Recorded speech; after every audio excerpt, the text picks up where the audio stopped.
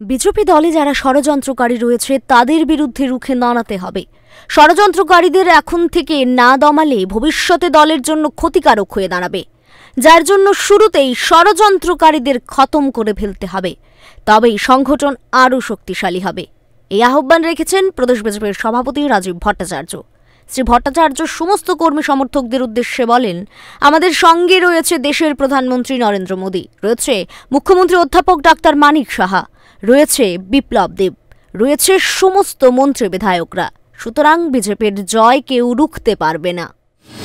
একটাই শুধু আমার যুব মোর্চার কার্যকর্তাদের কাছে আবেদন রাখবো যে কোনো প্ররোচনায় আপনারা পা দেবেন না, কোনো প্ররোচনায় আপনারা পা দেবেন না, কারণ মানুষ ভারতীয় জনতা পার্টির সঙ্গে রয়েছে। আর যদি কেউ প্ররোচনা দিয়ে আমার যুব মোর্চার ভাই বোনদের উপর যদি আক্রমণ হয়, সেটা এখান থেকে কথা দিচ্ছি, কাউকে ছেড়ে কথা বলবে না, কাউকে ছেড়ে রেহাই করে কথা বলবে না।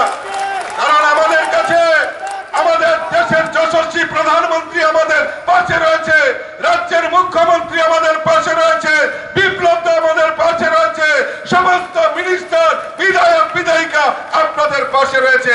তার কাজে ওই ষড়যন্ত্রকারীদের ছেড়ে রেহাই করে কথা বলবো না বন্ধুগণ।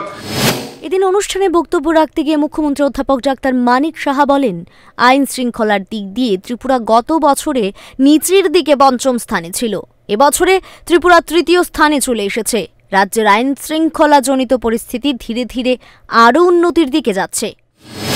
সারা ত্রিপুরাতে এইরকম একটা অবস্থা, অগ্নিসংযোগ, ধর্ষণ এবং ইলেকশনের পর দেখা গেছে আমাদের যারা বিরোধী দলের যারা ফলোয়াররা ছিল ত্রিপুরা থেকে চলে যেতে হতো।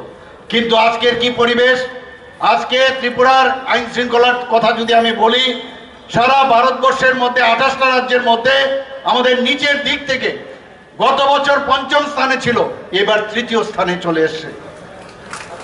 বন্ধুগণ, সেটা একমাত্র সম্ভব হয়েছে আমাদের নীতির কারণে।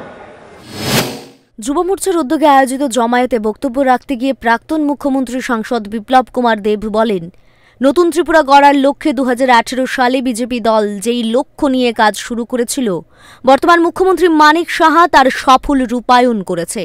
আগামী দিনে এই ত্রিপুরা আরও বহু দূর এগিয়ে যাবে, যার জন্য যুব শক্তিকে এখন থেকে ময়দানে ঝাঁপিয়ে পড়তে হবে, কেননা যুবকরা এই দেশের উন্নয়নকে ত্বরান্বিত করতে পারবে।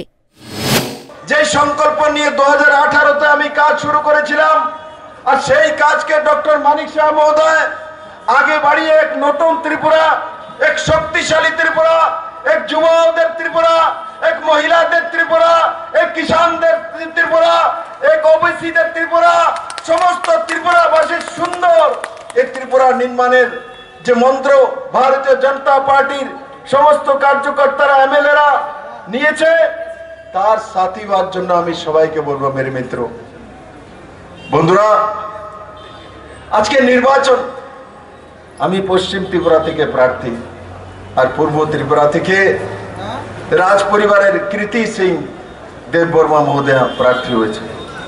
বন্ধুরা, আমি তার জন্য বলছি, ইলেকশন আসে যায়, কিন্তু বিপ্লব দেব যুবাদের ঊর্জা চায়, বিপ্লব দেব যুবাদের ঊর্জা চায়, যুবাদের সমৃদ্ধি চায়, যুবাদের শক্তি চায়, যুবাদের ভবিষ্যৎ চায়, যুবাদের জীবন সুন্দর চায় মেরে মিত্র।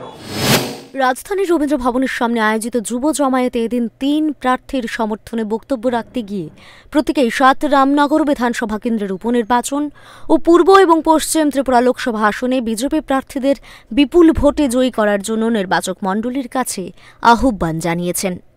Bureau report, Times 24।